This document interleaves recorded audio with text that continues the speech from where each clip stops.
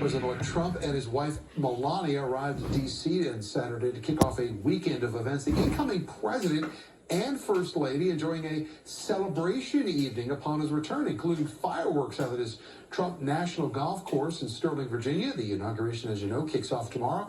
And for the first time in 40 years, that swearing-in ceremony is going to take place inside the Capitol Rotunda, which only holds about 600 people. There will be live viewing areas for people at the Capital One Arena, which holds about 20,000 people. But many thousands of people who plan to be at the west front of the Capitol for the ceremony will not be able to attend in person. We want to welcome in U.S. Army Colonel retired Richard Breen, who is very familiar with these large ceremonial events. You served in the Military District of Washington with distinction, Colonel Breen, for a long, long time. A lot of people probably know this in the area. MDW supports a lot of these ceremonial events. So as you've been watching this, what's going on this weekend with people trying to have all these moving parts and move this thing inside? Well, one of the biggest things, Tom, and thank you very much for being here, is the fact that you practice, you rehearse, and train, and with the military, you always have contingency operations. Mm-hmm. So you've prepared for an inclement weather plan that you normally do.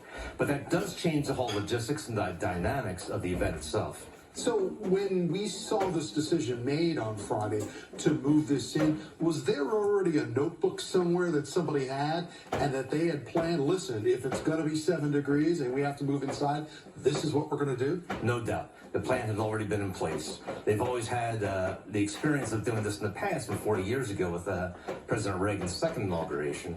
So there's always a plan in the book and rehearsal in case you have to go indoors to do the entire ceremony. Because the positioning of all the elements is key. And what's been remarkable about this, too, is the fact that, as you say, you plan and you train for one scenario. Now you've got a whole nother scenario. You probably didn't have a chance to plan on the plan B. So what are they doing right now to get up to speed and make sure everything goes smoothly? Well, they're doing a number of indoor rehearsals to practice, just to make sure they understand the sequence of events, the timing, the spacing, the location, and the movement of all the players that are there. So, like in anything we say in the military, no plan ever survives first contact. So the outdoor plan shifted to the indoor plan, and everybody's prepared to execute the mission completely. This comes on the heels of a presidential funeral that was just held for the President Carter. And, you know, the military was very involved in that, obviously, with the caisson and all of the military units as well, too. How big of a strain on resources does this put on everything? Well, the strain is not as bad, although it's tough because of the intensity of the events. And the two most significant events that you can do within this command are a state funeral and a presidential inauguration, and they're having those back to back. But the same soldiers, sailors, airmen, Marines, Coast Guardmen that were involved with the ceremony and the state funeral for President Carter are the same ones that will be involved with this one as well, too. So the professionalism, the expertise, the world's going to see the American military on display professionally. Obviously, the center stage of all of this is the inaugural ceremony, but all of the military units that we will see on display send a message to the world. What is the importance of their role in what we see tomorrow? It sends the message to the world, Tom, of this peaceful transition of power between two presidential leaders, specifically this year between two parties. It shows how we are as a nation for coming up on our 250th year and our 250th anniversary as a nation, that we do this successfully, professionally, and change the power from one leader to the other. Are you going to be enjoying this from a vantage point at all, because you're not actually having to run all this time? It'll be a little more enjoyable. I probably won't be at a key advantage point, but I'll definitely be watching it because my involvement in the past has been probably the most significant event of my life. Well, fascinating to watch all of this. We thank you for your insight and your expertise. Colonel Richard Breen of the United States Army retired. We appreciate your service. We thank you for joining us live this morning. Thank you, sir. All right, as we continue, as we've been telling you this morning, down there at the Capitol, work is underway feverishly over the last 48 hours. They are taking this inauguration plan that was and turning it into something that it will be. There's a lot of work underway, both on staff and on the presidential level as well, too, to make sure all of this goes well. The FBI this morning telling Fox 5 there are currently no known threats to any of the inaugural events. However, they are still on guard. More than 30 miles of protective fencing have been rolled out, and drones will be monitoring these events from above. For more on the challenges of the security and safety of the inauguration, I want to welcome back in Stephen Sunny, is the former chief of the U.S. Capitol Police Department. We appreciate you being here with us as well, too. So, as you just heard Colonel Breen say, you have one set of plans, on the ceremonial aspect, and now you're faced with another scenario that you have to execute. What is the number one thing from a police law enforcement standpoint that you're concerned about if you're in charge of security for this? So this is something that's been going on for 12 months, the security planning. This is the most complex security event in the most complex security environment in the world. So when you think what's the most important thing is safety, safety, safety, whether it's man-made threats, you talked about the drones, you talked about anything, the active shooter ramming, vehicle ramming. We also look at natural threats, which is one of the things we're dealing with. We were worried about the extreme cold.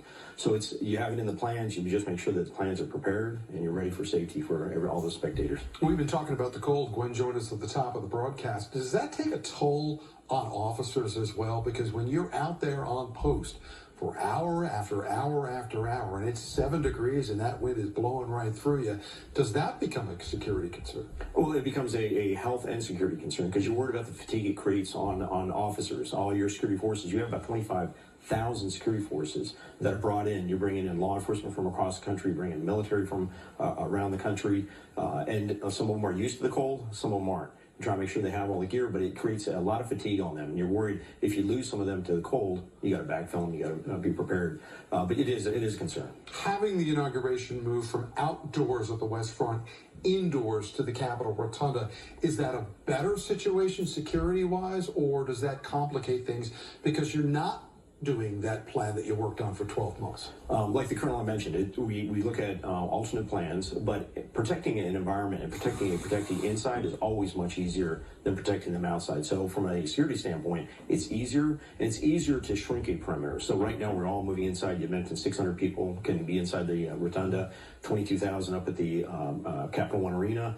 Those are easier to secure inside than it is the National Mall with the National Mall in Pennsylvania Avenue with the parade route with 400, 500,000 people. 2 weeks ago, your successor, the current chief of the U.S. Capitol Police Department, Tom Major, was sitting in that chair, and he had said, one of his concerns is a lone wolf, somebody, an individual acting on their own, such as what we saw in New Orleans. How do you control that, and will intelligence be a key factor in preventing something like that? Intelligence is always a key factor, but again, the lone wolf is something you may not know about. There may be somebody that's flying under the radar, and you try and build anything that may protect against that lone wolf into your security apparatus, such as you're putting concrete barriers on the sidewalks, things like that, to prevent a vehicle from driving down the sidewalk and striking people. So you try and develop your security plan to address any lone wolf attack that could occur. One of the things we know that there are going to be thousands of police officers coming into the nation's capital to help out and boost the level of security in here. How important is it to get those officers up to speed who might not be familiar with operations in the nation's capital? Absolutely. So when they bring them in, and you have Metro Transit bringing in officers, you have Capitol Police bringing in officers, you have MPD, DC Police bringing in officers, they're going to all bring them in, and they're going to give them a briefing. They're going to give them a briefing on what to expect for the day, how to prepare for the day, the cold, but also intelligence briefing, use of force briefing.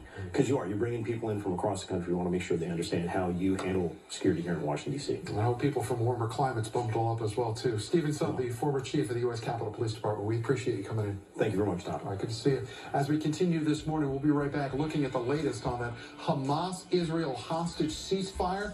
Fox 5's On the Hill continues right after this. Thank you to Tom Fitzgerald there with our Fox 5 DC team as you are taking a live look at the U.S. Capitol as preparations continue.